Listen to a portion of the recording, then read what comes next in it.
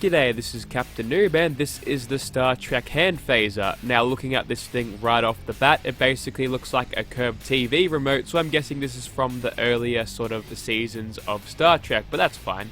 It's giving me that retro futuristic look that I kinda like. But anyways, this is a barely customizable standalone energy weapon, but it'll be firing ballistic or doing ballistic damage as well, which is nice.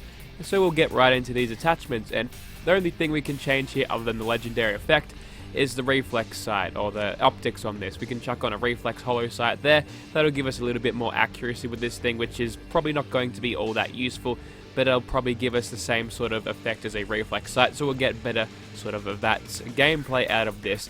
Now you might be wondering why or how I can actually get this thing to actually do some more damage. So there is our Star Trek phaser in our hands there. We're using basic pistol animation, so you don't hold it properly like they would in the show, but whatever. That's also the sights right there. Now, to actually increase this thing's power, if I think in Star Trek there's like a power setting on these things, maybe it's those buttons on the top there. But anyways, we're on level 1 right now, which is basically stunning, I suppose. But if we want to upgrade that, you've got a little section in aid, which will actually allow you to give your phaser more power. Now I've got these hotkeyed right now, so if I press 2, that'll give us to the next level. And if we go back to our weapon there, now we're on level 2, so we're doing 45 and 45 damage, so 15 ballistic and energy damage were added to that, which is nice. And if we take this all the way up to, sorry, that's all the way down, all the way up to level 16, that's our highest level. I'm pretty sure I've pressed it enough times now. Okay, so at level 16 hand phaser, 754 damage for ballistic and energy. Now, the good thing about this weapon is it's hit scan, and there's no recoil to it. It's basically like pointing a laser flashlight or something. One of those laser toys that you'd get, right? But we're going to be doing absolutely decimating damage with this, so this might be one of the more easier videos I record. I think I could probably do this with one hand, but we'll check out Immersive Gunner's Plaza and kill all those guys, why not? Okay, so here we are outside of Immersive Gunners Plaza, and we're in broad daylight because I've got no fear of these gunners even seeing me. I usually like to sneak in the shadows, but since this thing is packing so much power and is a hit scan weapon and can do that, I've got no worries about just standing here out in the open as I mow down these gunners. Now, the good thing about the phaser is that, I guess in the show too, is that it's battery powered, maybe like behind the scenes it's powered by some AA batteries. Oh, you go away. And yeah, this thing basically never runs out of ammo, and I think how they've done that, and you can see this with the little star on the front of the gun as we looked at this before, but they've actually given it the same sort of ammo mechanics as the Gatling laser, and then put the legendary never-ending effect on that, and basically you get infinite amount of shots with this. So you're free to hold down this button and laser down fools to the end of time here. So obviously we're working through these gunners very, very quickly here. I think level 16 might have been a little bit of a joke, give us an overpowered sort of a level of kill, because yeah, nice. And yeah, it might have been just a little bit to throw off balance and have an easy god gun. So yeah, that may be it, but as you can tell, it is very, very overpowered. So I want to experiment a little bit with some of the lower levels, see if we can find a good compromise between power and also, you know, balance. So we'll just pop this down. Let's go 3 levels. We'll see how we do now. Still strong. It's really hard to balance a weapon like this because since it's a laser and there's no such thing as constant lasers in Fallout 4, basically it's firing that fast, right, that it's basically got the constant laser beam happening. It does have the standard laser rifle impacts, as you can tell there, but when you fire it, as you can tell, that impact is constant. So also we're in nerd rage just from negligence. Probably shouldn't have let that happen, but I was busy explaining how this weapon works and why it's such a strange weapon. Excuse me. Okay, we'll pop this down a couple more levels now and see if it's a little bit more balanced now. Nice. Ah yes, it's super easy to hit those headshots too. Also, you've got no hair, that's interesting. Usually the gunners have luscious hair with this different face mod, but I think that is Gunner's Plaza all cleared out, or at least the outside of it. There might be some more down here, just some stragglers that I usually don't get to. No. Oh, actually there is. Are they going to pop out? Yes, they are. You know what? We'll test this thing in VATS later, but for now, we'll just go ahead and hip fire this person. I think there's another one down there too. Okay, this one seems a little bit more balanced. Also, it'd be a lot worse for the gunners to go through this because they have to endure the pain of a laser disintegrating them a little bit longer. So if Phoebe was feeling particularly sadistic right now, she'd probably put it on the lowest thing possible and toast them alive like that. Probably not the best way to go. Star Trek had its violent moments, right? Alright, we'll get into Gunners Plaza and use this thing in VATS. Okay, let's get started by aggroing some gunners, running into the center, and getting some good old gun fu happening. So, we've got all of these turrets to look at. We've got some of those gunners there. I'm going to draw them out. Just wait for a bit. These gunners down in here still don't really know where I am. Okay, now that they're aggroed, everyone else should be. Okay, we've got a good run here. So, depending on how much AP we use per shot, also we get really good accuracy out of this, which is going to be useful. But yeah, depending on how much AP we get or we consume per shot, I'm going to wait for that folder to fuck off before I attack her head. Yeah, we're going to get so many shots on these guys, and interestingly, the turrets were at 19% for a bit. So it looks like we've got an instant kill on these guys. We're just going to keep on instantly killing them now because every shot after this is going to be a crit. So Little Miss Gunner at close range there. They've got no chance. Yep. Also, this thing sounds demonic in slow motion. You're trying to push me down. That's probably your best choice or best attacking method there. Just making sure that I don't have a ballistic line of sight to you because I'll just laser you down. So I'm just gonna pop this down a few more levels. What are we on now, just for curiosity's sake? 13? Maybe I popped it up when I shouldn't have. Okay, so, no. A little bit lower, I think. Alright, so 120, 120. That should be a little bit more akin, or that's a little bit lower than you'd get with the damage on a... Okay, that was only a low level one, so never mind that. Also, aiming down sights. It sucks with this thing because the recoil of it does push, well, I suppose I should recoil in inverted commas there. The only reason we're seeing the sights and everything jump around is that vanilla pistol animations do sort of make this, it's a limitation of this. So there's a lot of recoil to this thing where it really shouldn't be. So I think this power is a little bit too low. We'll bump it up. And, oh, that one's got a Gatling laser. That's good stuff. You might have picked that up from the floor. I haven't cleaned this place up in a while.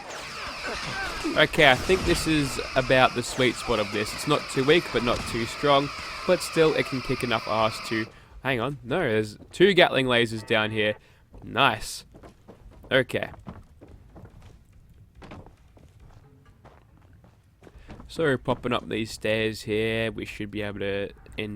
to hit, kill this gunner. Pretty good.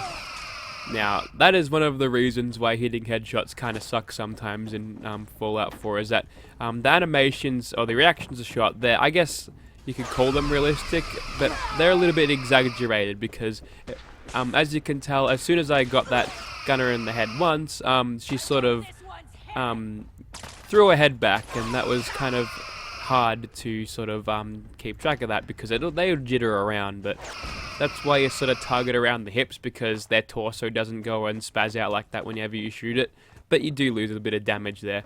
I remember I used to figure out that that was a good place to hit on PS4 simply because I couldn't aim as well with a controller, but I'm just making excuses for my aim, aren't I? Okay, I'm going to show you how to get this thing now.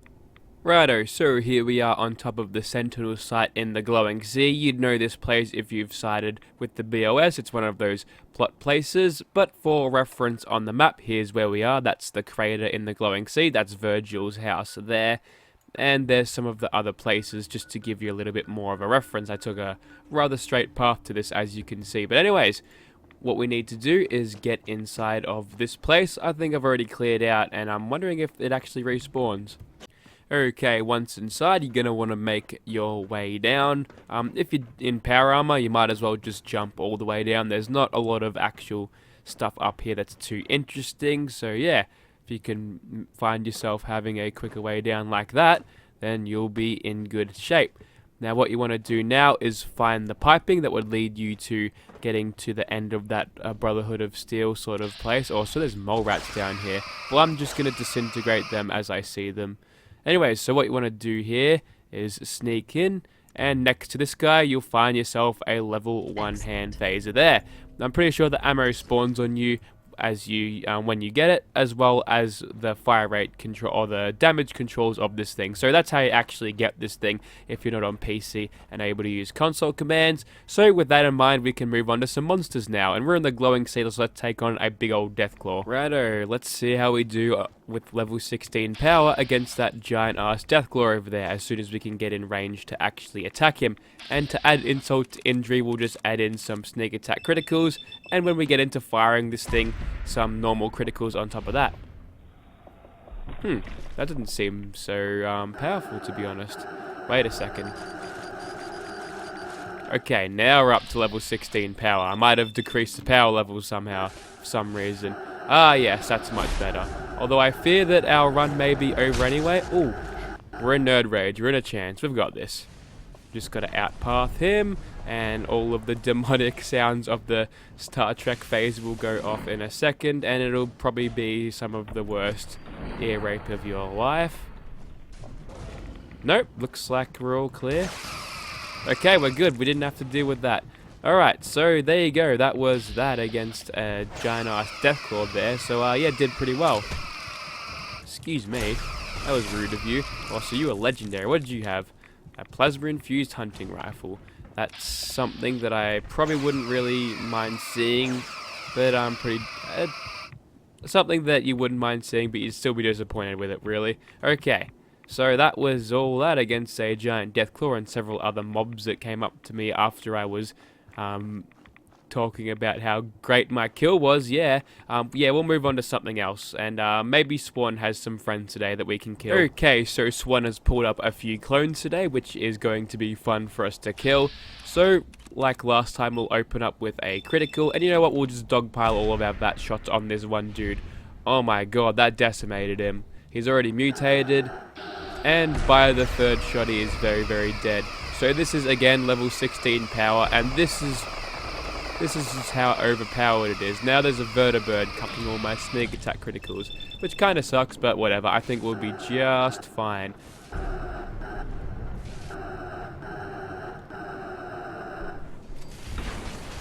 We can actually disintegrate Swan with this, and I've never seen him disintegrate before, so that's nice. I'm not gonna stop shooting you, mate. How does it feel to know your body blocking your own mate over there, so he can't actually kill me? Okay, so we just gotta wait until this one has disappeared, and then we can do some good old bat shots on him. And you know what? We'll spam some crits because we want to make this thing as overpowered as possible. One more.